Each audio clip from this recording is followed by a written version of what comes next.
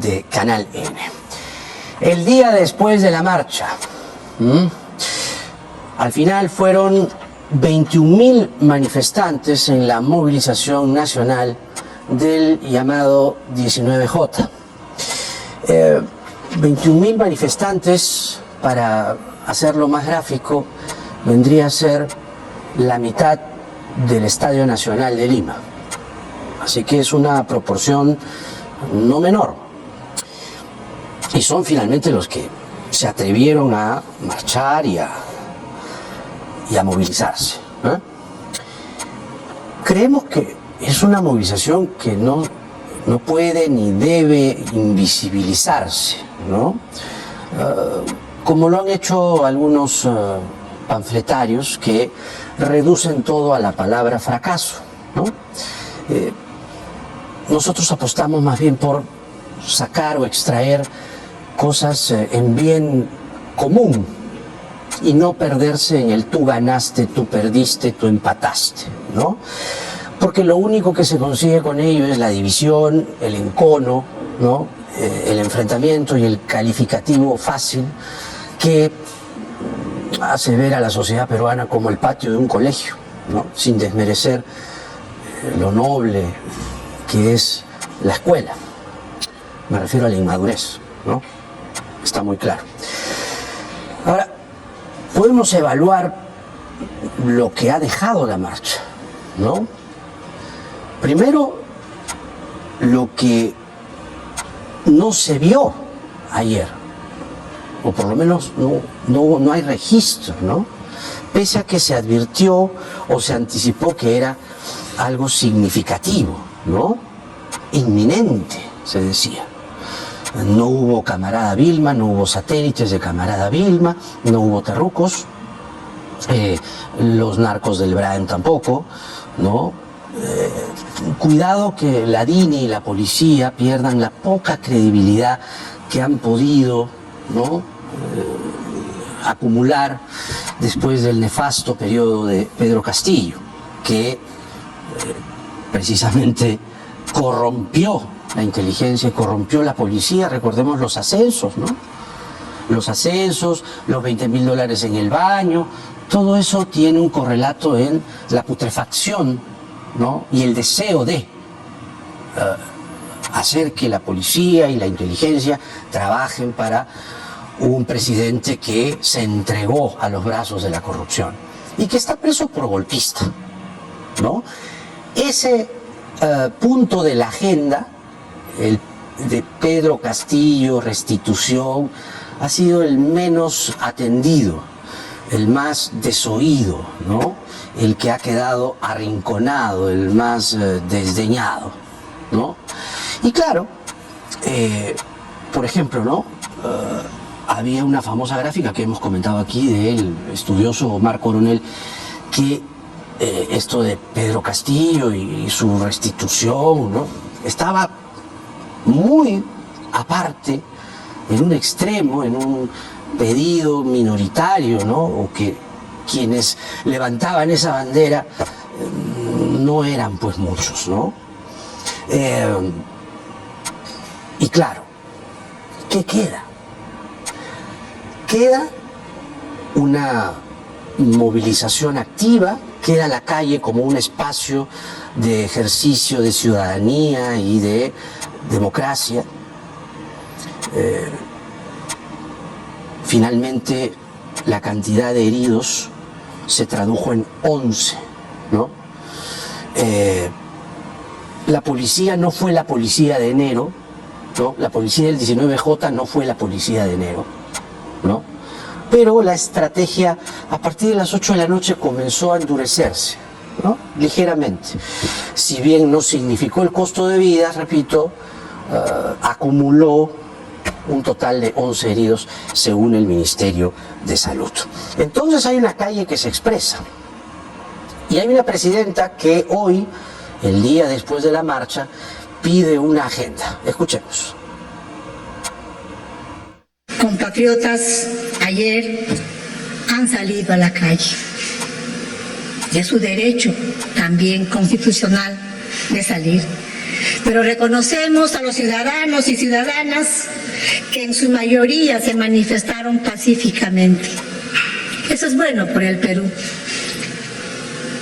Entre la paz, el diálogo sincero, podemos llegar a buenos consensos que resuelvan los problemas del país y que no estén por delante intereses políticos que con el devenir de los días no tienen espacio de solución porque son políticos. Sí, el ser humano es político por naturaleza y lo que vive el Perú de hoy es una crisis profunda de partidos políticos, de representación.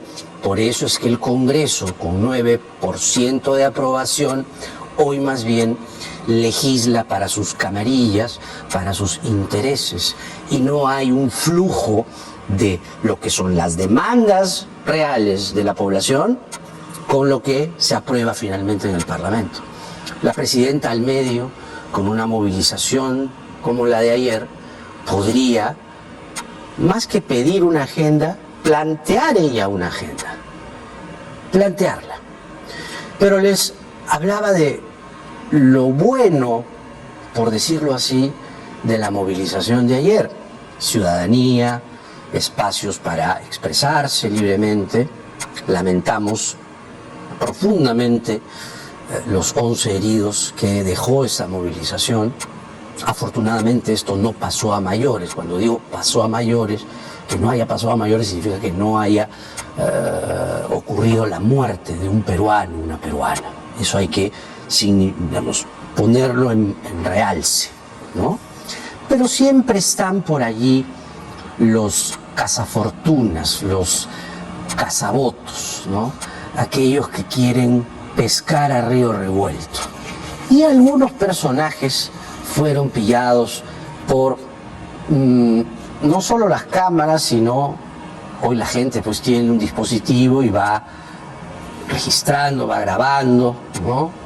Y entonces uno de los que apareció hablando de democracia es Aníbal Torres, con un sombrero como para no lucirse tanto, sino que quienes estuviesen a su costado, en fin, ¿no?, le pidieran algunas fotos, ¿no? Él habla de democracia, pero recordemos bien que él, junto a Betsy Chávez, empujaron a Pedro Castillo a recitar un discurso que fue un discurso golpista, atentatorio contra la Constitución, el 7 de diciembre del 2022. Entonces ahora el señor Torres, que más bien debería estar enfrentando el proceso en los tribunales y a quien no se le han dictado medidas severas, restrictivas, como a Betsy Chávez, que está purgando prisión preventiva, el señor Torres sale a la calle, ¿no? Hablar de democracia, la verdad, no le queda bien al señor Torres, pues, ¿no?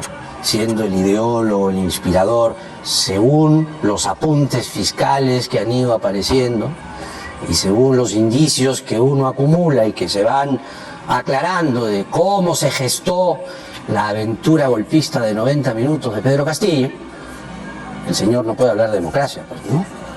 O por lo menos hay ropa tendida. Otro que apareció es el ex conductor de televisión, ex alcalde, ex candidato presidencial, Ricardo Belmont, ¿no? La gente lo ve, lo saluda, le dice hermanón, ¿no? Y él, pues, con tal de que hay ahí 10, 20, 50, no sé, una decena o decenas de personas, él sale ahí, habla. Son estos personajes, Torres, Belmont, los dos que hemos situado, ¿no?, realmente significativos, representan, bueno, creemos que son menores, ¿no? Son menores. Y claro, se suben al barco, pues, ¿no? Se suben al barco. Si hay una marcha, hay aplauso. Ahí está el hermanón. Por cierto, el congresista Guillermo Bermejo ha sorprendido en una fotografía tomada en una terraza muy linda, ¿no? Que además, si no me falla la vista, es la terraza del señor Belmont, ¿no? El señor Belmont vive muy bien, es una persona acomodada, ¿no? Pero va a la marcha y dice que en fin, ¿no? O sea, cosas del Orinoco. Pero Bermejo le agradece a Belmont, ¿no? Por la conversa en su casa. La unidad es el camino que necesita la patria, ha puesto Bermejo. La unidad. Entonces está pensando unirse a Belmont. Bueno, busque consejo, señor Bermejo. Busque consejo, señor Bermejo. Cuidado con las juntas. Quien también estuvo en la marcha ayer, mucha gente hubo, ¿no? Pero la congresista Ruth Luque estuvo ayer y un video se viralizó en las redes en el que la congresista era retenida, con R, retenida por minutos por un agente policial, ¿no? El hecho sin duda generó muchos comentarios. Huelgan comentarios míos, mejor que la congresista Luque nos explique qué fue lo que pasó. ¿Qué le parece si repasamos juntos las imágenes? De acuerdo. Para que usted nos explique qué fue lo que pasó y nos ofrezca su versión de parte. A ver, las imágenes, por favor. Este es el momento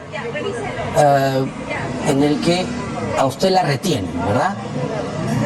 Escuchemos primero el ambiental y después vamos a hacer los comentarios. A ver.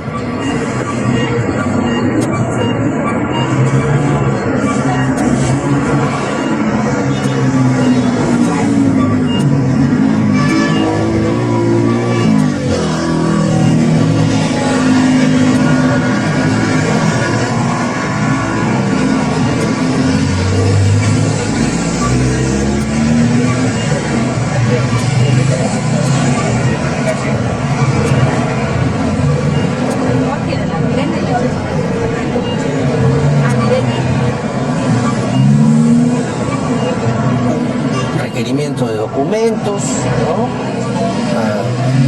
¿Cómo sucede esto? A ver, cuéntanos, congresista. Jaime, por la entrevista, porque creo que es importante un poco contar frente a todas las versiones que se han dado. Yo estaba en inmediaciones de la Avenida Brasil, como lo anuncié, yo participé pacíficamente en las movilizaciones, estoy con un polo que ahí claramente dice no matarás ni con hambre ni con balas. Tenía un letrero que decía justicia para Rosalino Flores y para todas las víctimas de violaciones a derechos humanos, no más impunidad. Las marchas de enero, dice. Así es, y tenía una matraca, así concretamente. Una matraca. Una matraca, ¿no? Ajá. Una matraca. Bueno, yo estaba cerca de las inmediaciones de la Avenida Brasil, me encontré con algunos compañeros de mi despacho para poder ir a la movilización. Y yo estaba en el vehículo que normalmente uso, ¿no? Que no es del Congreso de la República. Que esa camioneta... Es un auto, ¿no? Que me brinda a veces servicio cuando me desplazo a algunas actividades y yo pago. Entonces, de pronto el efectivo policial nos decidió, intervenir. Él hizo señas para que el auto se detuviera. A mí me llamó la atención, porque creo que como cualquier ciudadano, a uno, tienes la inquietud de preguntar y de cuestionar qué está pasando. Yo estaba acompañada de la persona que me brinda seguridad, ¿no? Que te asigna el Estado. Él me dijo que él bajaría para saber qué había pasado y vi que la actitud era de increpar. Entonces yo le dije que por favor nos detuviéramos, porque él insistió que el auto se detuviera. Yo bajé, evidentemente el carro se detuvo y le pedí explicaciones, yo le exigí explicaciones, porque creo que acá hay dos hechos que yo sí quiero denunciar públicamente, porque como yo lo dije en diciembre y en enero, Jaime, yo siento que aquí hay una lógica de normalizar el abuso policial. La policía efectivamente tiene como función el control de identidad y puede realizar intervenciones. Sin embargo, estas dos actuaciones no se hacen bajo la lógica común, como ayer dijo el ministro del Interior, o bajo las lógicas que ellos creen. Los marcos legales están claramente establecidos. Tenemos el Código Procesal Penal y hay protocolos de actuación. Una de esas tiene que ver con que tiene que haber una sospecha de delito. Sospecha de delito. Eso significa que tiene que haber la presunción de un posible acto, ¿no es cierto?, ilícito, pero además incluso en el caso de una intervención corporal, de una intervención vehicular, como en porque no solo hubo control de identidad, establece que tiene que haber un acta. Cuando dice retención corporal, se refiere a que acá haya una revisión. La detuvieron, digamos. No, a que haya... o sea, la retuvieron. Exacto. Entonces, entonces, en mi caso hubo un control de identidad y hubo una intervención al caso del vehículo, porque hubo un registro de manera completa, porque ahí se ve claramente el policía que con su empieza a registrar, revisa. ¿De qué, digamos, tomaba fotos de... Tomaba fotos documento, del documento, de la pancarta y de la matraca. Entonces yo le exigí que me explicara cuáles eran las razones. No me dio ninguna razón objetiva. El nivel de sospecha, digamos. Exacto. ¿De qué sospecha de mí para que ocurra esto? Ninguna razón. Lo único que el efectivo atinó a decir era la protesta, su polo, la pancarta y el contexto. Le dice, creo que le dice, usted sabe los problemas que hay, pues entonces, ¿no? Exacto, o sea, esas no son explicaciones objetivas. Y aquí hay voces, ¿no es cierto?, de distintos lados, políticos, etcétera, que dicen que esta es una normalización, ¿no es cierto?, que hay que, digamos, justificar y que la policía puede hacer, y no es así. Lo que ayer me ha sucedido, Jaime, le viene sucediendo a muchos ciudadanos en el país. Personas que abordan sus vehículos, que han venido trasladándose a Lima para ejercer su protesta, o personas que incluso estando en Lima suben el efectivo policial al bus, pide de pronto las identificaciones, empiezan a registrar, digamos, los objetos personales, y eso tiene que tener una justificación concreta y cuál es el marco legal en el cual se está actuando. Y esa básicamente ha sido mi exigencia, y yo sí considero que en este caso, digamos, no se están cumpliendo debidamente los protocolos. ¿Le quitaron la matraca? ¿Le quitaron los objetos personales? No, yo estoy cuestionando que todas estas actuaciones tienen que estar en los marcos y en los procedimientos establecidos. Ahí hubo, digamos, un tránsito ilegal en el sentido de que no había necesariamente sobre usted una sospecha, más aún tratándose de ser usted una congresista.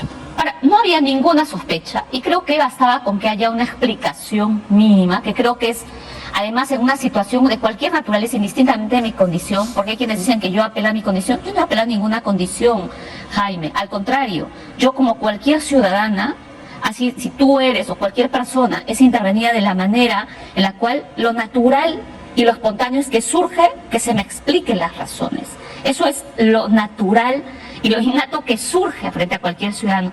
Y a mí no se me explicó ninguna Solamente razón. La explicación está en esa parte que le digo, en la que le dice, entienda pues los problemas que hay en el país. Así es, ¿no? así es. Cuando le dice a usted eso, el policía, digamos, ¿se entiende esa parte? Digamos, el policía es claro al decirle que, o justifica con esa frase, la retención. Lo dijo de manera así, de manera general como se ve en el video. Y yo creo que aquí lo que existe claramente, después de las declaraciones del ministro del Interior, cuando él normaliza, digamos, ese tema y en más de que él más bien corrija y diga que efectivamente hay que mejorar los procedimientos y haga una exhortación, lo que el ministro ayer en sus declaraciones hizo una normalización y queda claro que eso es parte pues de una decisión política en la cual va en la línea de la estigmatización, en la línea de pretender criminalizar y estigmatizar toda forma de protesta. Y ayer creo que en el caso de la movilización, yo sí considero que es una movilización ciudadana amplia, sumamente simbólica, al margen de distintas posiciones, actores. Creo que hay una preocupación de una ciudadanía que expresa su preocupación por la democracia y la vigencia de los derechos humanos. Y además, y aquí me permito entrar a el contenido político de la marcha, así la presidenta diga que no es política, pues el ser humano es intrínsecamente político, ¿no? Entonces, para usted, ¿cuál es la consecuencia o qué queda en la mesa después de una movilización que difiere diametralmente de la movilización de diciembre-enero, tanto de quienes penetraron la movilización y quemaron aeropuertos, tomaron fiscalías, etcétera, y todos los hechos de violencia que se cometieron, más las muertes de personas que incluso entre los 49 varios eran transeúntes, otros menores de edad, etcétera, etcétera, etcétera. Hay una diferencia, hay un cambio entre la movilización y la policía también, amén del lamentable incidente que usted tuvo que vivir y otros ciudadanos también. ¿Qué queda después de la marcha para usted? Ya, primero creo que se ratifica una ciudadanía, Jaime, diversa, con distintas voces, que está cansada de la clase política. Y que creo que lo común que nos une en ese contexto es reafirmar que queremos vivir en democracia, que queremos justicia y no queremos que sigan tomando decisiones que perjudiquen el bienestar colectivo. Creo que eso es una primera cosa. Y esa coalición amplia ciudadana que se va generando, que aún no logra, digamos, una total unicidad en distintos temas, yo creo que a raíz, digamos, de todo lo que estamos viviendo, en el camino se va a ir generando y se va a ir reafirmando. El día de ayer, de hecho, yo estuve hasta muy tarde, he visitado comisarías, he estado dialogando con la gente que se acercaba y han habido distintos sectores movilizados, jóvenes, profesionales, sectores de la clase media, gente incluso de iglesias evangélicas que incluso levantaban lemas sobre que sin paz no hay justicia o que para la paz es necesario, digamos, condenar los actos de violaciones a derechos humanos, sumamente diverso. Y así sean grupos pequeños, digamos de 10, de 15 que se han ido agrupando, ellos se ratifican en una necesidad de una movilización permanente, de vigilias, de manifestaciones pacíficas, de rechazo. Y yo creo que eso sí abre un momento totalmente distinto en este contexto. Y creo que eso además es una mirada distinta de Lima, de una Lima que entre diciembre y enero no salió, no es cierto, no salió, no tuvo un protagonismo central. Hoy creo que desde estas distintas posiciones y voces distintas de la ciudadanía las tienen ahora, las tiene y creo que ahí hay un siguiente paso, que es que necesitamos garantizar que el Estado asegure el respeto de estas movilizaciones de la ciudadanía y cualquier acto, ¿no es cierto?, por fuera de ese marco tiene que ser identificado y no podemos seguir permitiendo las estigmatizaciones o las generalizaciones que lamentablemente a través de ciertos discursos políticos algunos aún sostienen e intentan acallar y silenciar que no estamos ante un reclamo político de la ciudadanía. No es solamente un mensaje a la clase política, sino es un mensaje en su conjunto a los poderes del Estado, ¿no? Hacíamos la lectura sobre la marcha, y hubo una estrategia policial que se ablanda en la avenida Bancay y la movilización termina frente al Congreso. Esto puede haber sido obra de alguien que le dice a los policías, déjenlos pasar hasta el Congreso. Bueno, eso lo sabremos seguramente en el transcurso de los próximos días. Pero la lectura que teníamos a primera vista es que el gran perdedor es el Congreso, incluso más que el Ejecutivo. Y esto último puede ser políticamente incorrecto, yo lo sé. Pero ¿no cree que hay, digamos, entre el Ejecutivo y el Legislativo, pierde más el Congreso? Yo creo que las dos instituciones pierden, Jaime. Evidentemente, un unísono el día de ayer era el cierre del Congreso. ¿No? Aunque algunos colegas no quieran asumir esto, pero la gente voceaba la necesidad del cierre del Congreso. Ahora, no se puede cerrar así entonces, nomás, ¿no?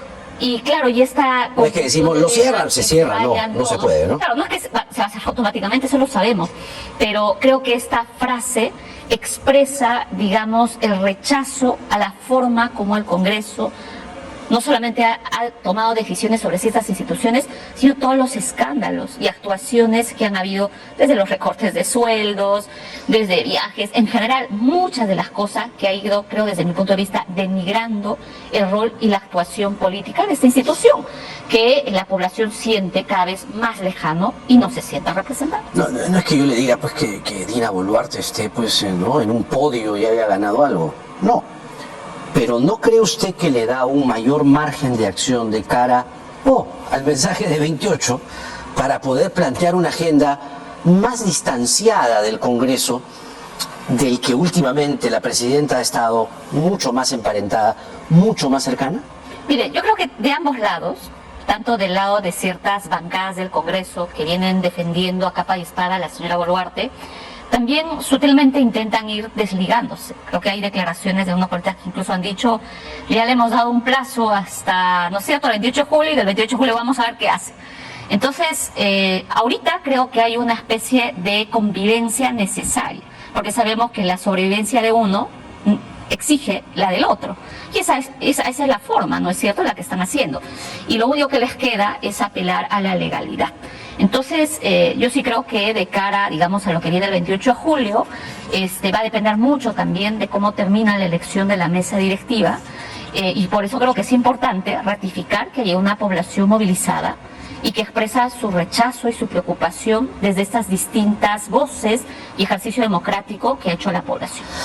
Entonces, ¿cómo se vislumbra el escenario, ya que usted toca el tema, de la elección de la mesa directiva? Una elección que quizá a la gente no le llame la atención a primeras o de oídas y diga, votan ellos.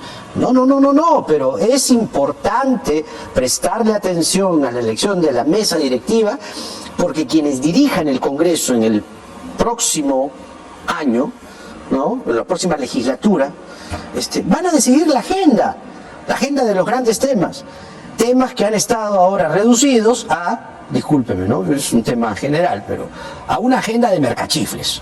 Ese es el gran problema. Entonces, para usted, ¿quién es el candidato, la candidata, la potencial candidata, el potencial candidato a la mesa directiva que pueda recoger esas demandas? Creo que es pedir mucho, ¿no? Sí, ¿no? Sí. ¿Cuál es el mal menor?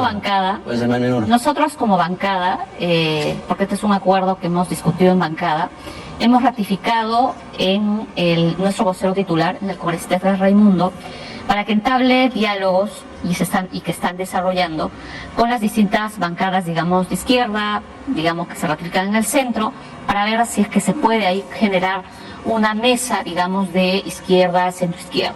¿Cuál es esa de centro? ¿Cuáles serían las bancadas de centro? Entiendo que se han generado diálogos con Acción Popular, entiendo Ajá. que se ha generado algún diálogo con Somos Perú, entiendo que están también otras bancadas, entre la bancada magisterial, la bancada de Perú Libre, en general. Y eso es un poco, digamos, lo que hemos ratificado como bancada. Reconocemos, Jaime, por lo menos en nuestra bancada y yo particularmente, que la profundidad de la crisis y el rechazo hacia el Congreso exige obligatoriamente un manejo mucho más plural en la mesa directiva. Es imposible seguir conduciendo el Congreso con el nivel de avasallamiento que se ha hecho hacia varias instituciones, con sanciones políticas como el caso de la ex fiscal de la Nación, donde se pretende, por ejemplo, seguir bajándose más aún el tema de la reforma educativa, en fin, muchos otros temas.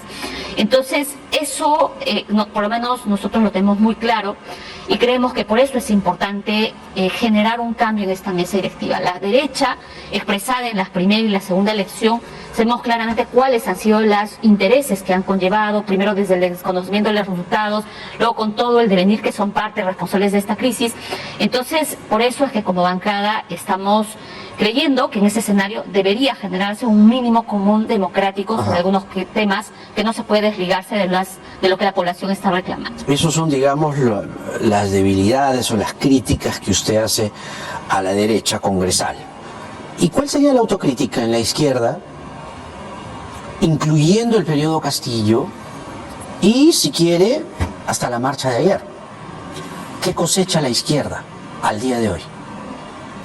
Yo creo que hay varios temas ahí, ¿no? Porque una cosa es las organizaciones de izquierda como bancadas, que desde mi punto de vista, digamos, cuando estuvo el señor Castillo, digamos, hubo demasiada, desde mi punto de vista, disputas por quizás asumir ciertos ministerios y no enfocarse más bien en los grandes objetivos y las agendas de cambio que se habían ofrecido a la ciudadanía. Ninguna de las agendas de cambio pudieron concretizarse o por lo menos enrumbarse. Eso no significa que hubo el acecho en la derecha, lo hubo, pero creo que eso sí significó una suerte de no siquiera generar ciertos cimientos claves, como por ejemplo el tema de la reforma agraria, que fue un tema fuertemente levantado, ¿no es cierto?, en la segunda vuelta, que significaba además el reconocimiento a comunidades campesinas, indígenas, y eso no se concretizó, ¿no es cierto? Y hay parte de responsabilidad, digamos, eso es en cuanto a las agendas, de no haber generado como izquierda también una coalición mucho más clara y concreta sobre estos objetivos. Hay un pasivo, ¿no? Finalmente, Castillo, el respaldo que le da Verónica Mendoza, le da el sector, digamos, de la izquierda progresista, si podemos encasillarla en esa denominación, hay una factura política que hoy esa izquierda está cobrando. ¿No cree que hay un daño que Castillo le ha dejado a la izquierda democrática después de la corrupción, el golpe de Estado? Y bueno, Castillo, ¿qué más puedo decir? A ver, yo creo que lo que tú dices, hay varias de esas cosas. Hay que reconocer que en el caso del expresidente Castillo aún existe un sentimiento de un sector que siente arrebatado su voto popular, y eso está vigente. Eso está vigente y creo que no lo podemos negar. Entonces, este sector, ¿no es cierto que es un sector amplio también, que no podemos invisibilizar? No mayoritario. No es cierto, no es mayoritario, pero es un sector que creo que es importante identificarlo, y es el sector que de hecho defendió el voto popular. No siente expresada su representación ni en la izquierda, en esta izquierda, porque también, digamos, la acusa y nos ha señalado, digamos, que hemos traicionado, ¿no? A raíz de un poco de todo lo que ha sucedido. Entonces, creo que ese es uno de los temas que probablemente en un escenario, contexto electoral, va a ser parte, digamos, del debate.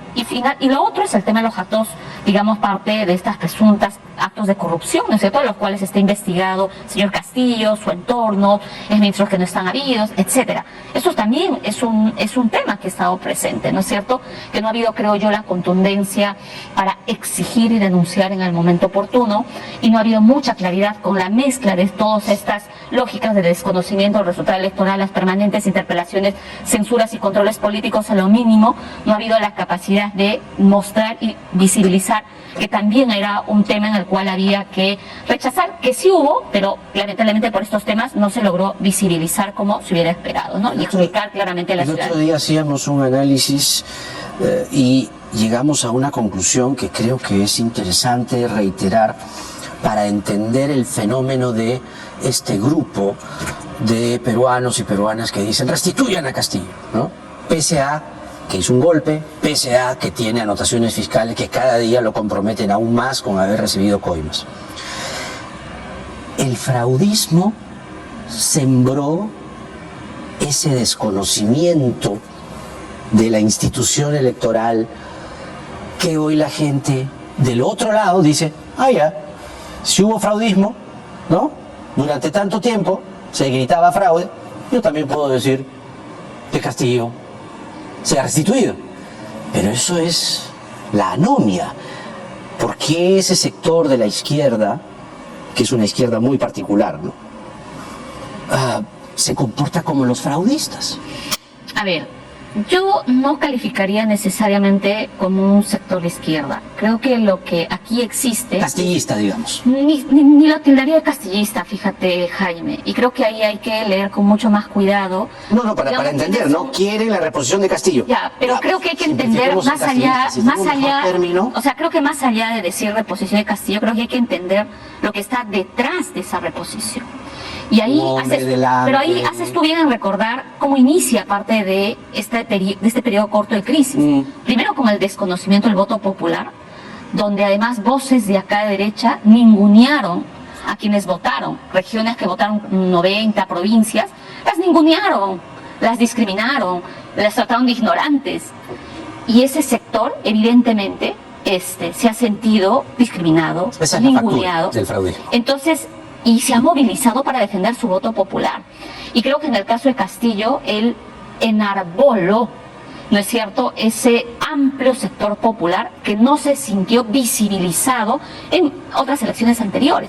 Porque esa creo que es la expresión de por qué en territorios, por ejemplo, como el caso de mi región, provincias como Chumbivilca, la zona de provincias altas, votaron casi al 98%. Yo esa explicación la entiendo perfectamente, congresista, pero ¿por qué no hacemos un poco de docencia política y le decimos a la gente, no, busquemos a otro líder, en todo caso, campesino? Yo explico esto, Jaime. Es una estafa. Pero Jaime, yo explico esto porque creo que muchos se quedan en el lema, están pidiendo la restitución de Castillo. Y creo que no se entiende que detrás de eso hay un reclamo de todo este ninguneo que se ha generado. porque más allá de los errores, los desaciertos que había generado el gobierno del señor Castillo, sí es cierto que el Congreso y este sector político mayoritario lo medía al milímetro en términos de fiscalización, al milímetro. Censuraban, interpelaban, y hasta les negaron las posibilidades de viaje, les recortaban. De pronto había un extremo, lo que ahora no se siente. La comisión investigadora de los muertos ni siquiera se ha constituido. Al Congreso no le interesa ni siquiera fiscalizar ni preguntar sobre ese tema. Entonces, ¿cómo percibe este sector, me refiero popular, este sector campesino indígena, cómo se sentiría? Ninguneado, anulado, porque ni siquiera en el marco de estas graves muertes que se han generado, ni siquiera ha habido un proceso, ni siquiera mínimo de investigar y decir qué sucedió frente a tantas muertes, heridos, Jaime, muchos que están aquí en Lima y que han quedado en discapacidad total. O sea, y eso ha dañado profundamente sus familias y los pueblos. Tener en una región 23 muertos, 17 muertos, etcétera, líderes, entonces eso creo que tiene un impacto durísimo de lo que ha significado. Entonces creo que hay que comprender más allá de la frase de Restitución Castillo lo que está detrás. La palabra de la congresista de Cambio Democrático, Juntos por el Perú, Ruth Luque, con nosotros. Gracias. Gracias, Jaime.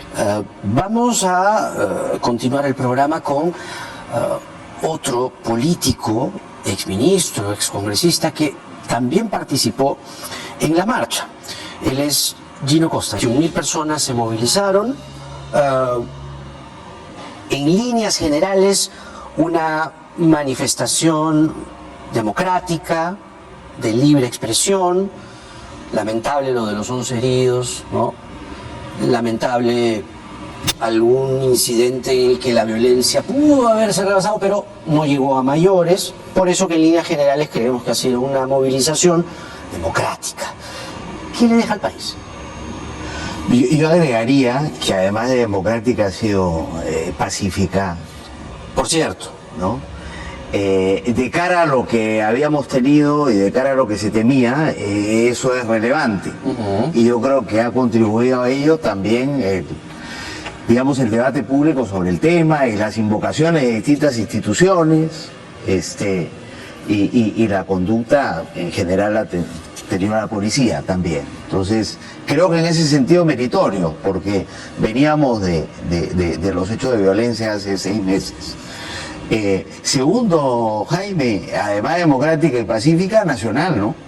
Se pensó que iba a ser, digamos, una gran movilización de provincias del interior a Lima, y parece que lo que ha habido es una gran movilización nacional, digamos. Una en Lima, principalmente, me parece, de organizaciones asentadas en la ciudad, con movilizaciones, según la Defensoría, en 59 provincias del país, ¿no? Las principales capitales regionales, sin duda, ¿no? Y las principales ciudades y provincias del país. O sea que en ese sentido también bien importante la naturaleza nacional del fenómeno. Está lejos de ser lo que se requiere si las banderas de la marcha, que yo creo que han sido diversas, pero que en realidad la cosa se ha concentrado, por un lado, en la demanda de justicia frente a las víctimas de la represión en las marchas anteriores, y en segundo lugar, el cuestionamiento a los peligros en los que se encuentra la democracia, ¿no? Y cómo la salida constitucional y democrática a una situación como esta es el adelanto de elecciones, ¿no? Claro.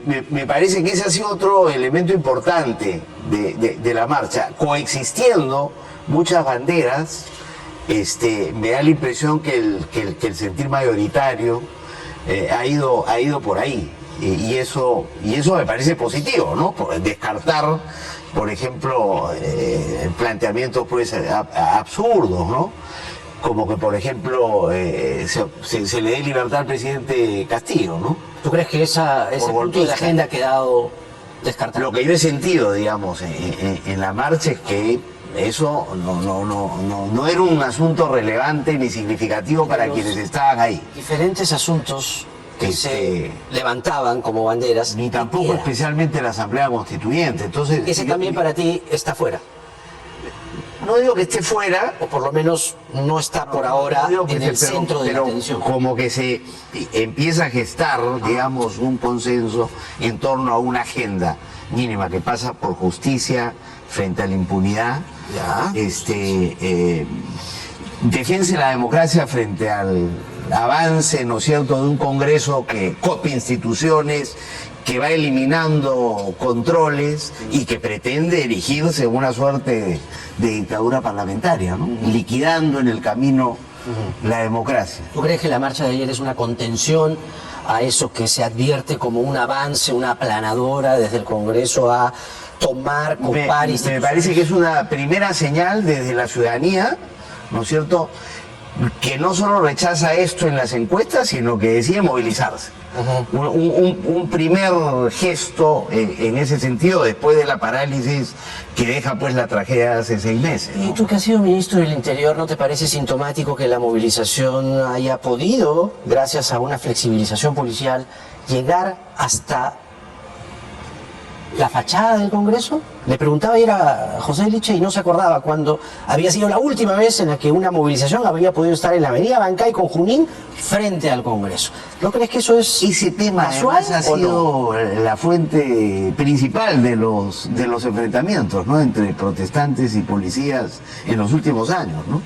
Esta decisión de la policía de no permitir que los protestantes lleguen al Congreso por el peligro de que pretendan asaltar el Congreso, obviamente, es un peligro real, pero diera la impresión de que, digamos, la actitud ayer era bien tranquila de la gente, o sea que yo no sé si eso es lo que lleva a la policía a cambiar de criterio. La verdad que no tengo esos elementos. Había tanta gente, la verdad que yo no tenía la capacidad de ver qué cosa. Después me he ido enterando. Claro. de No lo- te digo de la lo que fotografía, ocurría. ¿no? Que la fotografía es, avanza la marcha y era, por lo menos así era en los últimos 20 años, hasta Guayaga, a lo mucho, ¿no? Guayaga con Abancay, no podían pasar más.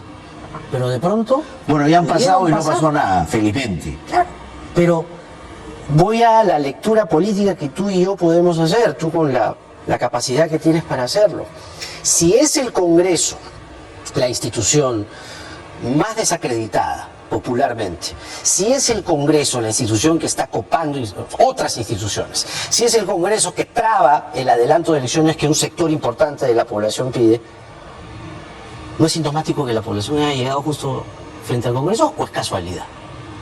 ¿Cómo la ves? No, la verdad que no he pensado en el tema y no sé cuáles son las razones de la policía. Ajá. Esas órdenes, pero me parece bien que eso ocurriera y que a pesar de haber ocurrido no se ha traducido pues en hechos de violencia. Por supuesto. Ni intentos de tomar el Congreso, ¿no? Ha sido una movilización demuestra con que no es gente necesario. madura, con gente que cree en la democracia y que además, esta es otra lectura, no sé, te la pongo ahí, que se reclama justamente que el sistema o quienes detentan el poder están recortando libertades y al recortar libertades la democracia se ve seriamente dañada.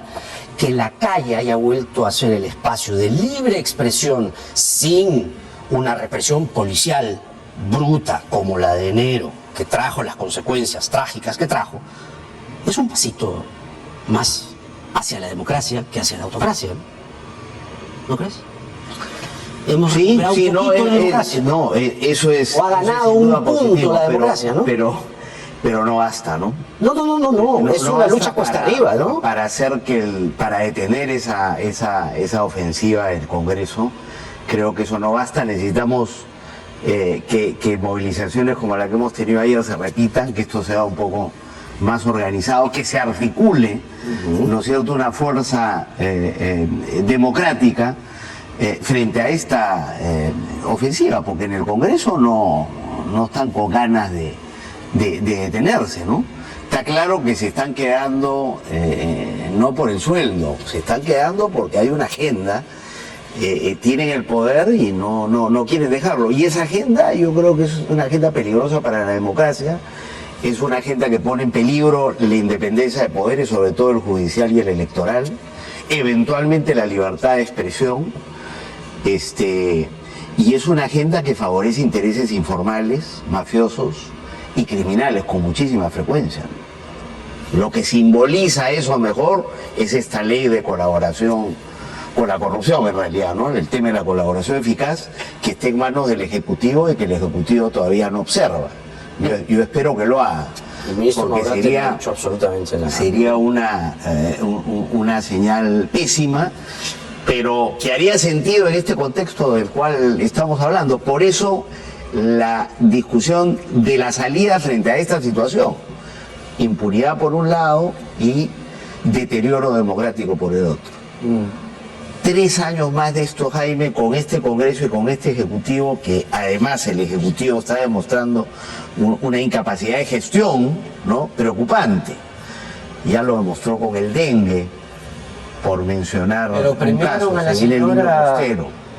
que llevó las cifras a la tragedia, de ahí la Premiada en salud. Bien extraño, ¿no?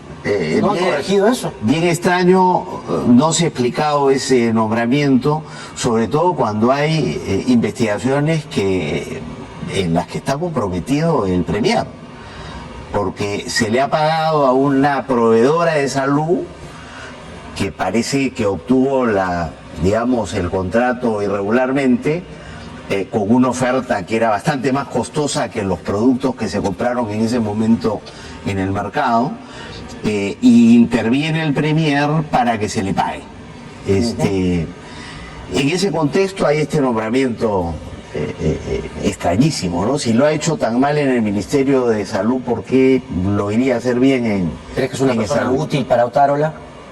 Podría ser, digo, ¿no? Podría ser. O, por ejemplo, el ministro Maurate de Justicia, ¿no? Con vínculos estrechísimos, llamadas regulares con los cuellos blancos. Es hoy día el ministro de Justicia sale esta ley de colaboración eficaz. Entonces,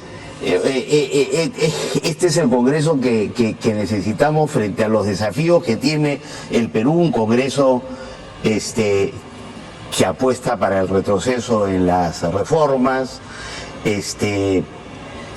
Yo creo que no beneficia, digamos, al país en forma alguna esta situación, y que lo más sano sería precisamente permitir un recambio, ¿no? Porque imagínate, con un 90% de impopularidad en el caso del Congreso, de 80% el Ejecutivo, 3 años más de lo mismo.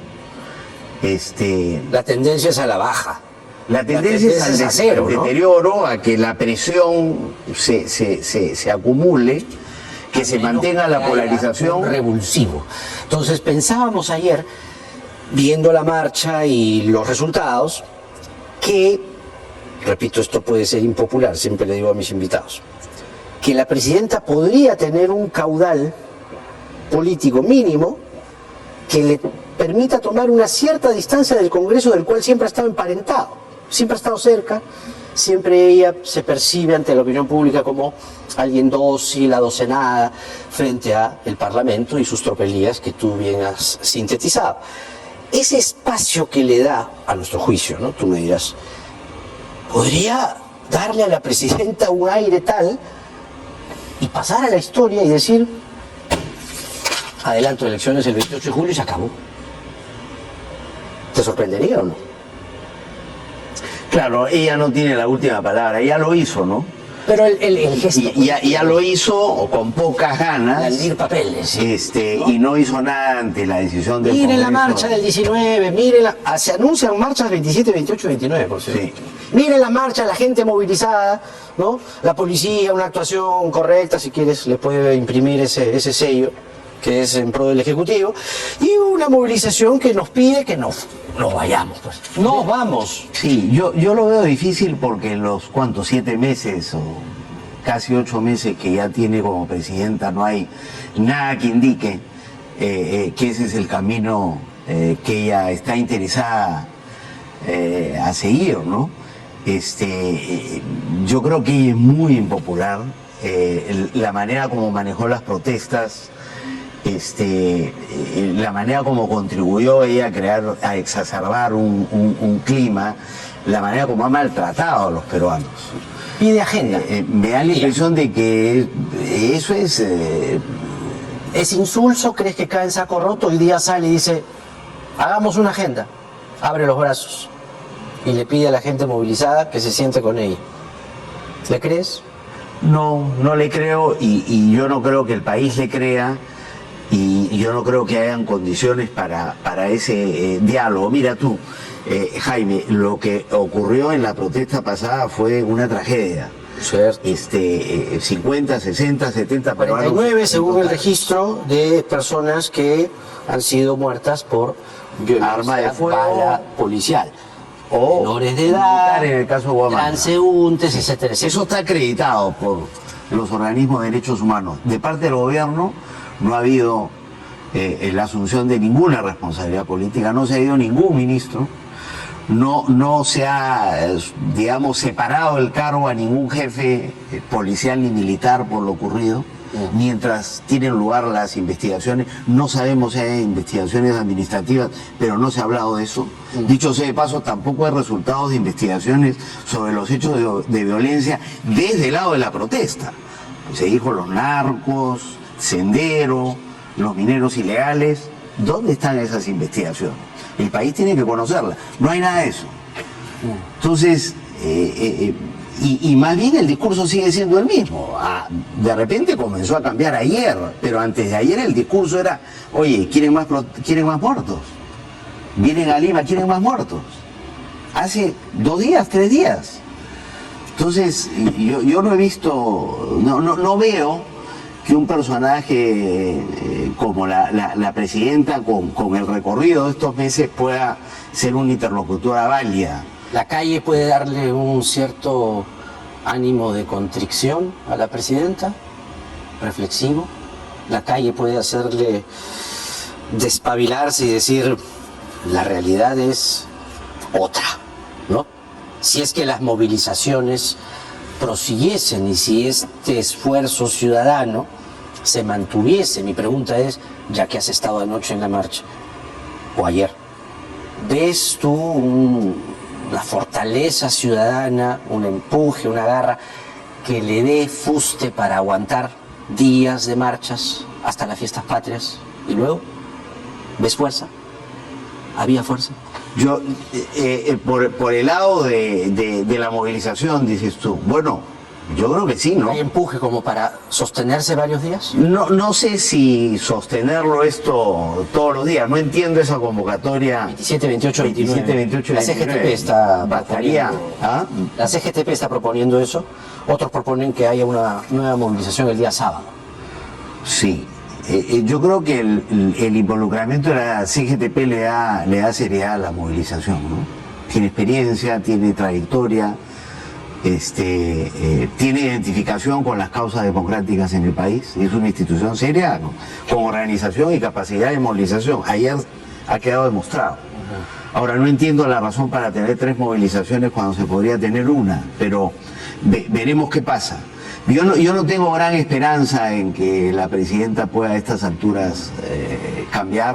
Yo creo que lo que hay que fortalecer en la oposición a la presidenta y al Congreso, que esto sea una señal, un mensaje además, de que el país no está dispuesto a permitir que estas cosas sigan ocurriendo, los atropellos en el Congreso, las negligencias en el Ejecutivo, la indiferencia frente a los grandes problemas del país, el hambre que está viviendo una parte importante de la ciudadanía, la economía está parada. Los números de la anemia son fuertes.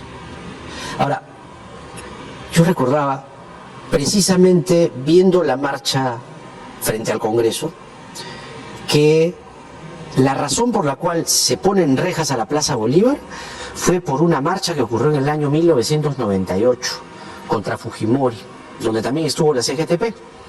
Fue esa marcha en la que se permitió, Montesinos de por medio, que la movilización, yo creo que hubo muchos infiltrados y se denunció en su momento, llegase hasta el patio de honor, entrase a los cuartos de los Húsares de Junín y tirase los uniformes. ¿Te acuerdas? Ya. El otro grupo, o terminado ese tumulto, se van a la Plaza Bolívar.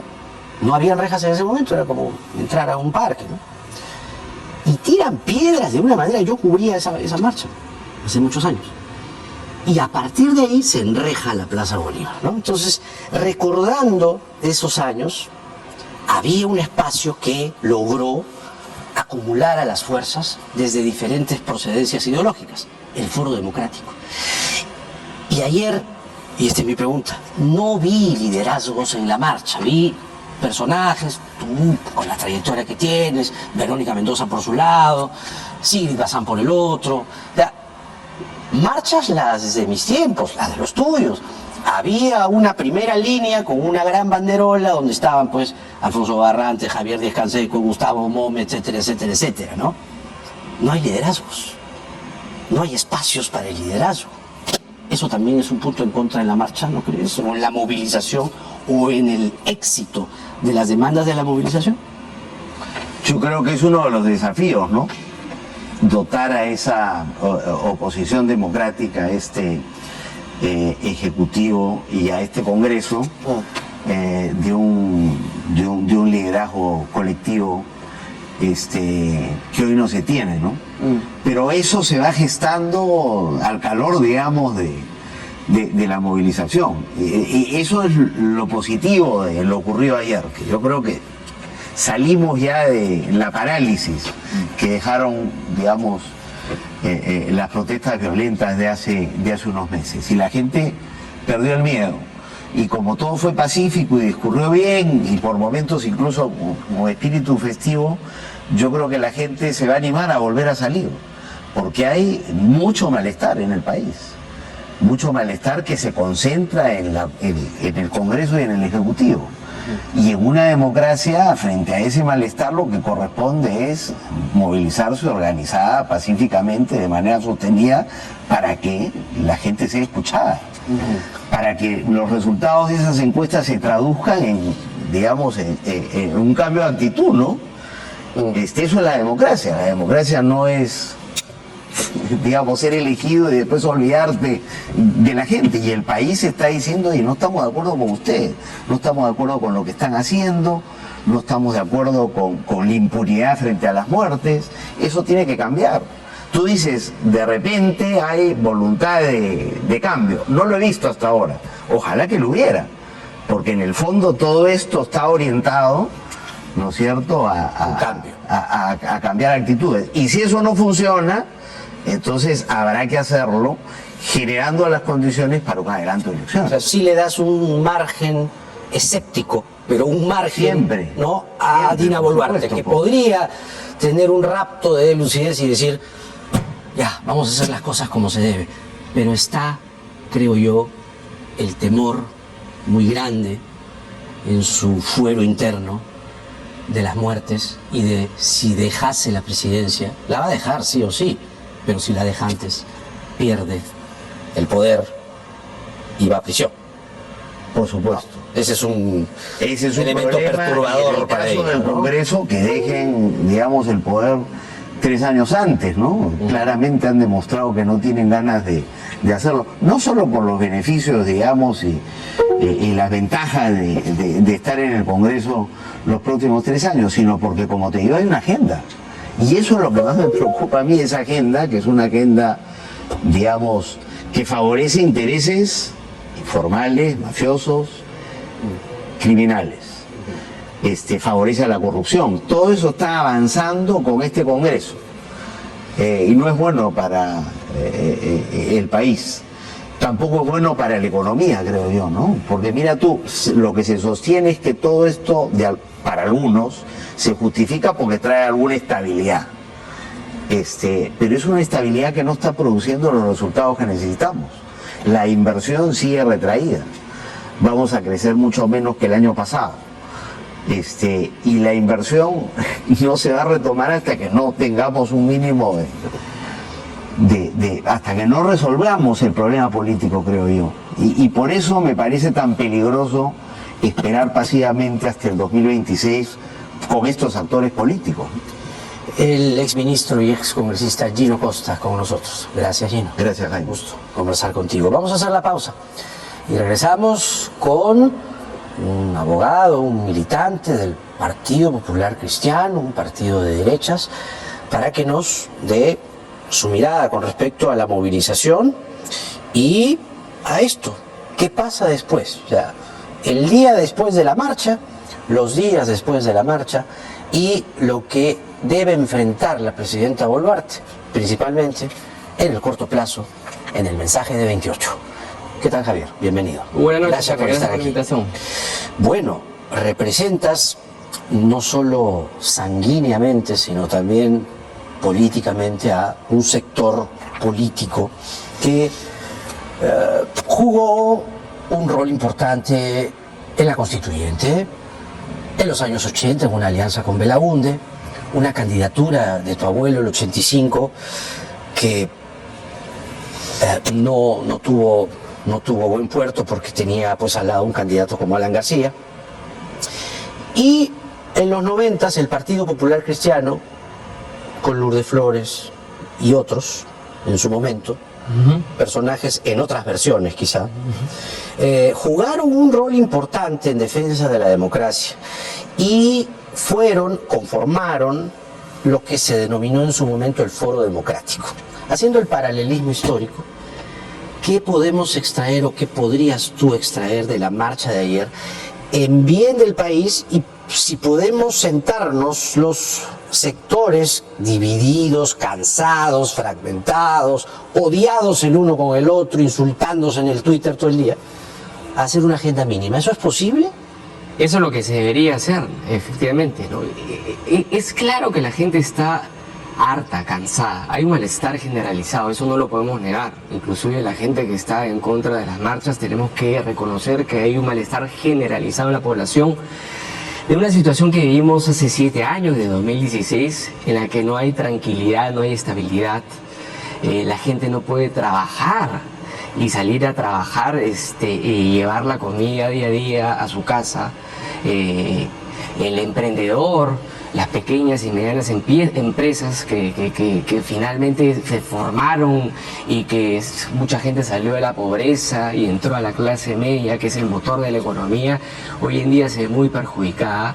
Y creo que de alguna manera todo eso ha tenido que ver ayer con el tema de la marcha, ¿no? No es una marcha, creo, como otras marchas de alguna manera calentada o incentivada, sino ha sido una marcha espontánea de una gente que con todo su derecho ha salido a manifestarse, ¿no? Estabas en contra al principio y después de la marcha como que ese sentimiento opositor a la movilización se ablandó en ti. Yo siento ese malestar generalizado. Lo que no entiendo de la marcha de ayer es cuál era el objetivo, porque cada uno tenía un objetivo distinto, cada grupo tiene un objetivo distinto, uno que renuncie a la presidenta, otro que se vaya al Congreso, uno que haya cambio de constitución, en fin, hay 4 o 5 puntos en la agenda en que finalmente no hace viable para nada. Es cierto, es complejo, pero estudiosos como Omar Coronel y otros han hecho como diagramas y donde se reduce la coincidencia, como diagramas de Venn,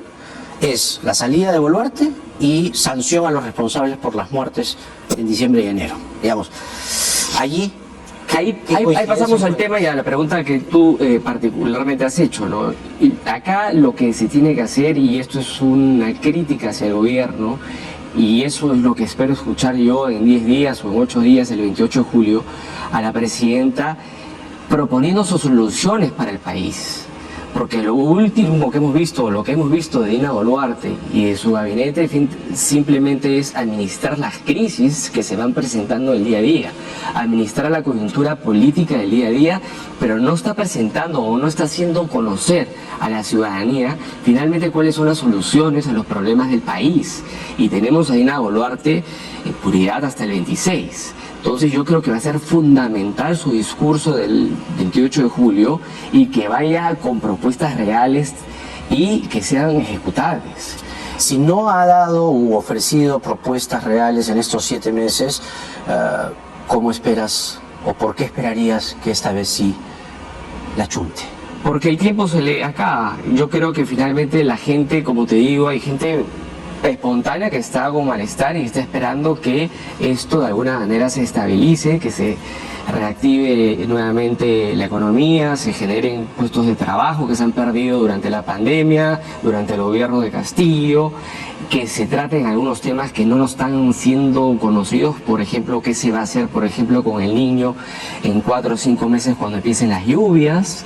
Eso también genera gasto público, inversión y puestos de trabajo, porque se tienen que construir diques, se tienen que recaudar los ríos. Es bien interesante lo que dices, etcétera. porque hay una agenda que el país espere. Cuando digo el país, no es solo el país que se movilizó ayer, también el país que no se movilizó ayer. Ahí hay una coincidencia.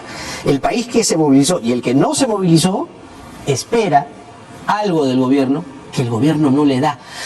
Y hay economía parada o tímida, una inflación que nos ha ensombrecido por meses, que ahora felizmente está a la baja, pero los sueldos no suben, pues. Exactamente. No suben los sueldos, pero han subido los precios. El Entonces, costo de vida incrementado. hay una depresión. Pero el Premier tuvo el desacierto de el otro día decir que el Perú estaba más interesado en ver el clásico el sábado que otra cosa. ¿Ya le llegó la hora al Premier? ¿A tu juicio crees que ya el tiempo de Otárola se terminó? Yo creo que tiene que haber piezas de recambio del gabinete, definitivamente. Pero la de Otárola. Otárola ha sido un buen administrador de crisis, no hay que negarlo. Ha manejado bien estas crisis, las ha sabido paliar. No sé si es que deba ser el presidente del Consejo de Ministros o tener otro ministerio, digamos, un poco más enfocado en estos temas y poner a alguien un poco más con visión de país y ayudar a la presidenta de la República, que evidentemente no está preparada para conducir los destinos del Perú, que de alguna manera genere una hoja de ruta por los próximos 3 años que le queda para justamente generar e incentivar el incremento económico, los puestos de trabajo, seguridad, que es algo que finalmente todo el mundo pide, y tranquilidad y estabilidad, trabajo, que la gente finalmente pueda emprender, trabajar y finalmente poder crecer económicamente como país. Y hay otro sector que, sumado a lo que dices, pide justicia por las muertes.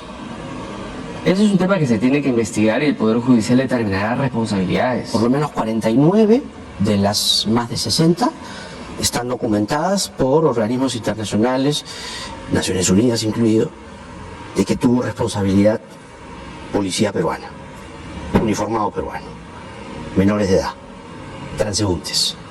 Y el gobierno no se expresa tanto que digamos. El Poder Judicial tiene una responsabilidad en ese sentido, Eso menos. pero no olvidemos que a diferencia de la marcha anterior, esa marcha sí había infiltrado y había intereses y gente de izquierda radical con financiamiento de dudosa procedencia que se infiltró en esas marchas y también le generaron desmanes. Ya, Y pero eso también no hubo justifica las muertes, Y ¿no? también hubo, de alguna manera, hubo violencia en contra de las Fuerzas Armadas y la Sí. Policía Te Nacional. digo, pero eso no justifica las muertes. ¿O sí? Que también hubieron muertes del otro lado, lo vieron, ¿no? No te digo, las muertes de civiles no se justifican. No, ninguna muerte se justifica por ningún Ah, ya. motivo. Pero las fuerzas del orden, y eso hay que investigarlo, tienen que poner orden en situaciones difíciles. Pero Y lo orden que no se es muerte, vivió- pues, ¿no? pero lo que se vio en ese momento era prácticamente, pues, es una guerra civil en la primera toma de Lima, o la mal llamada primera toma de Lima. ¿No se tiene Que que sancionar a los responsables de esas muertes para ti? Sin duda, si es que hay responsabilidad, si es que De policías. sí, exactamente, si no se siguieron los protocolos correspondientes, de acuerdo. Como también se tienen que sancionar a los responsables del otro lado, que, por ejemplo, causaron la muerte de efectivos del ejército, por ejemplo, en Puno, ¿no? Cuando los apedrearon y se apedrearon ahogados en el río, no sé si recordarás. Entonces, también hay responsabilidad de los otros lados y no veo tampoco que haya sanción respecto de ellos. ¿No te sorprende que hasta ahora no se tenga una investigación clara, anticipada, con nombres, cargos, indicios de, por ejemplo, los responsables de los destrozos de enero? Las fiscalías, el aeropuerto, los aeropuertos, los juzgados. Es extraño, ¿no? Bueno, la Fiscalía en general, y esto lo generalizo para todo, la Fiscalía investiga y busca responsabilidades, y así como me imagino que debe seguir investigando los hechos ocurridos en la primera toma de Lima, también vemos que sigue investigando hechos de corrupción y que todavía no puede formular casos y formular acusaciones contra responsables, porque sigue investigando y hay gente que todavía no puede ser procesada y están en prisión preventiva, algunos están libres y vemos que finalmente no pasa nada, ¿no? Entonces yo simplemente estoy haciendo este paralelo para decirte que la Fiscalía tiene sus tiempos, se demora en las investigaciones. Pero a veces son muy... tanto para actos de corrupción, sí, A veces actos son de muy corrupción rápidos. como para actos Pero de para violencia, ¿no? esto que se reclama, también, ¿no? Porque quienes han cometido destrozos a la propiedad pública, ¿dónde están? Exactamente. No se ha exhibido ni una sola investigación. Ninguna. ¿Tantos meses? Como por ejemplo ¿No es sospechoso? el incendio que hubo en el centro de Lima. La Casona. La Casona. Nada. Nada. Es sospechoso, es raro, ¿no? Sí, por supuesto. Es difícil. ¿A qué juegan? También. No sé. Es Es difícil raro. también. Y ahí tiene que jugar un rol también el servicio de inteligencia, en fin, toda la información o documentación que se pudo obtener, cámaras, etcétera, etcétera, para buscar a los responsables. Tengo entendido que ayer también ha habido detenidos. Bueno, también se tiene que sancionar a eso, ¿no? ¿El PPC va a ser un actor en los meses, años siguientes? Definitivamente. ¿Cuándo? Definitivamente. El 15 de agosto estamos pensando, no el 15, sino en la quincena de agosto estamos pensando presentar ya las firmas y los comités que el Jurado Nacional te pide para finalmente lograr la inscripción. ¿Y se van a lanzar con todo a la arena política de nuevo, como en los viejos tiempos? Sin duda, como partido político tenemos que hacer política y acción política constantemente. No, ¿Quién no hereda el solamente, liderazgo de no tu solamente, abuelo? no solamente con miras a las elecciones Sí. generales del 26 y... No, necesitan estar activos en la vida No, política así nacional. es, así es. Pero ¿quién hereda el liderazgo de tu? Yo sé que tu abuelo es insustituible, él fundó el partido, en la casa del doctor Justi, yo lo sé. Pero ¿quién hereda? ¿O quién o quiénes heredan el legado de tu abuelo? Es un tema que se va a definir pronto, existen varios nombres, Carlos Neuhaus es una opción. Carlos Por ejemplo, Neuhaus. Sí, es una opción.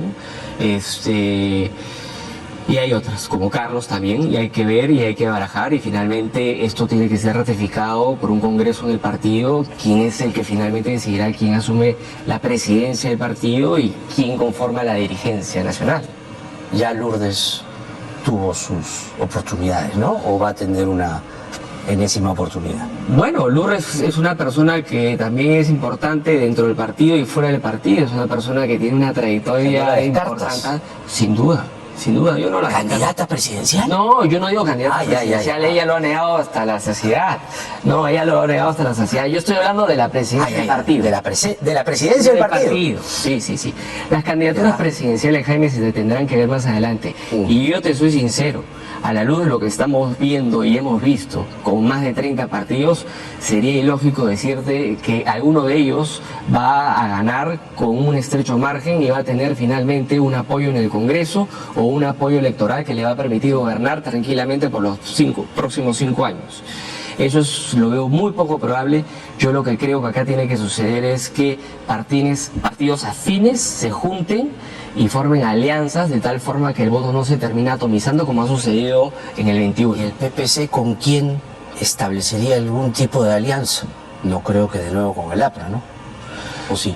No hay todavía no hay con quién formar alianza.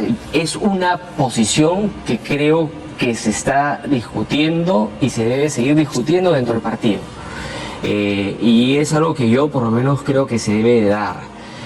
No estamos hablando con el APRA, no estamos hablando, sí estamos hablando con grupos en general, pero de manera informal, de que nos tenemos que unir, pero no hay conversaciones de alguna manera oficiales en cuanto a alianzas para el próximo comicio electoral que sería en el 26. Agosto es el mes en el que el PPC por lo menos anuncia un primer reentré. Javier Bedoya es nieto del fundador del PPC, el recordado y querido Tucán, y es abogado además militante del Partido Popular Cristiano. Gracias, Javier. Muchas gracias, Jaime, por la invitación. Vamos a hacer la pausa y regresamos con el doctor Víctor García Toma, ha presidido el TC, ha sido ministro de Justicia, para situar la situación post-marcha y el futuro inmediato del país, la agenda país, desde el punto de vista legal y constitucional. La Comisión Interamericana le ha pedido a la Corte Interamericana que le dé garantías, protección al presidente del Jurado Nacional de Elecciones, Jorge Luis Salas Arenas. A ver, mire, el congresista Jaime Quito ha presentado una denuncia constitucional contra la presidenta Dina Boluarte y el premier Otárola por usurpación de funciones. Yo he estado dándole vueltas así, tratando en algún recoveco de encontrar algo y...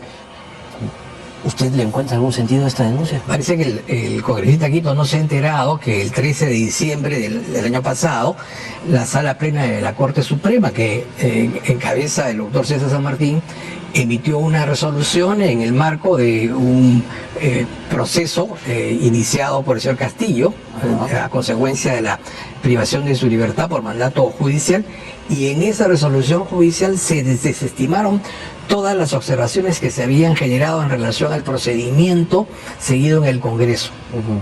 En esa resolución se establece claramente que hubo un autogolpe, que esta persona fue sorprendida en la Comisión Federal de un delito, que a consecuencia ella fue detenida, y como consecuencia de ello se produjo la vacancia. No hubo el cumplimiento de todas las reglas que, digamos, en otros casos, digamos, generales, se sigue por una razón muy sencilla.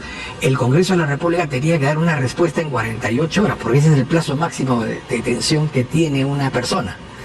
En segundo lugar, es que el país no puede quedar en vilo hasta la culminación de un proceso cuando está en marcha un golpe de Estado. Sobre todo dicen también esos alegatos, que he tenido oportunidad de leerlos, que el delito se había cometido en flagrancia. Es decir, todos habíamos sido testigos de una situación de anuncio de un régimen de excepción, entonces tenía que resolverse rápidamente. Y además, Moncarro, por supuesto que eso lo pruebe el Ministerio Público, ha señalado que la imputación en torno al delito de rebelión indica de que no es la sola orden que se da a la policía para actuar institucionalmente, para haciendo uso de la fuerza, ya el delito se ha cometido. Eso es levantarse en armas. Claro. No es que apareces con tu rifle. No, pues. ¿Qué es lo que quieren caricaturizar? Lo que pasa es que quien da el golpe de Estado es alguien que está dentro del Estado y tiene el poder de decidir. El máximo poder. Así es. El presidente de la República. Claro. Y jefe de la Policía Nacional. Sí, tremendo. Por otro lado, doctor, la Corte Interamericana está solicitando la Comisión Interamericana, una instancia menor, le está pidiendo a la Corte Interamericana medidas provisionales en favor de Jorge Luis Salas Arenas, el presidente del Jurado Nacional de Elecciones, quien ha sido amenazado en la vía pública, ¿no?, de muerte. Y lo que dice aquí es que las medidas provisionales deben ser emitidas por la Corte en casos de extrema gravedad y urgencia para evitar daños irreparables a las personas.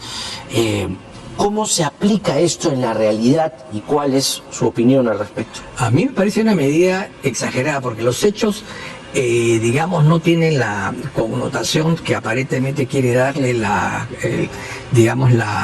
comisión, ¿no? Estamos hablando pues de un grupo de desadaptados, desaforados. Nadie está aquí es partidario a ese tipo de expresiones, ¿no? Pero de allí a configurar de que haya una amenaza real a la vida del señor Salas Arenas es bastante discutible. Pero en todo caso... Es mejor curarse en salud, ¿no? Pero en todo caso, eso está en manos del Estado peruano. Para eso está la policía, para eso está el Poder Judicial, y en consecuencia esas medidas las puede adoptar sin necesidad de la intervención de un tercero el Estado, si es que se estimara que impertinente, ¿no? Ahora, ¿cuándo ha ocurrido que un presidente de un jurado de elecciones en el Perú sufra esta clase de acoso político, de hostigamiento en la puerta de la institución que preside, y que encima un sujeto que está plenamente identificado diga, además de decirle juez prevaricador, ¿no?, le diga que lo va a matar? Pero Jaime, tenemos que retroceder en el tiempo. Este tipo de prácticas no son nuevas.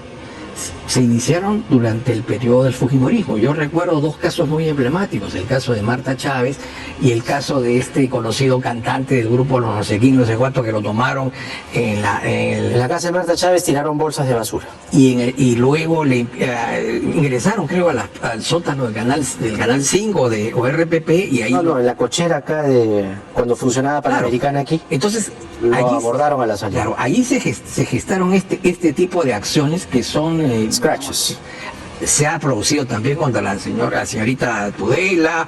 Recuerdo la agresión al ex vicepresidente de la República, Luis Alba Castro, cuando salía de la embajada de Colombia, luego de Uruguay, luego de visitar a Alan García Pérez. O sea, estos hechos no son nuevos. El tema es que tenemos una visión sesgada. Cuando lo realiza un grupo determinado, eso se consiente, se convalida. Cuando lo realiza otro grupo determinado, hay correctamente una sanción moral. Pero yo creo que habría que, en uno y en otro caso, la conducta ciudadana debe ser la misma. Yo creo que la violencia se condena, venga de donde Así venga, es, de exactamente. cualquier sector. Así es, totalmente. No importa el No filtro. importa. O sea, no se ve primero la camiseta, sino se ve, y ahí viene Totalmente de acuerdo. justamente mi atingencia, se ve que un sujeto y un grupo de desadaptados, como la resistencia, combatientes, tienen nombres distintos. Por eso, Van Jaime, donde, con esto termino, van donde determinadas personas que ellos odian políticamente y se amenazan al presidente del Jurado Nacional de Elecciones de muerte, lo mejor no es tomar medidas para protegerse. no sé si esa amenaza sea seria o parte de una expresión política, pero en todo caso, Parecía seria, ¿eh? bueno, para eso están justamente nuestras autoridades policiales y judiciales, para darle todas las garantías, ¿no? Que no han abierto aún, salvo un proceso que presentó Gustavo Gorriti y que el Ministerio Público ha acogido. En general, Pero usted la policía compartirá ha sido conmigo, muy permisiva con esta pero gente, usted ¿no? compartirá conmigo, por ejemplo, que en relación a la denuncia del señor Gorriti hubo una exageración tremenda, ¿no? ¿Por qué?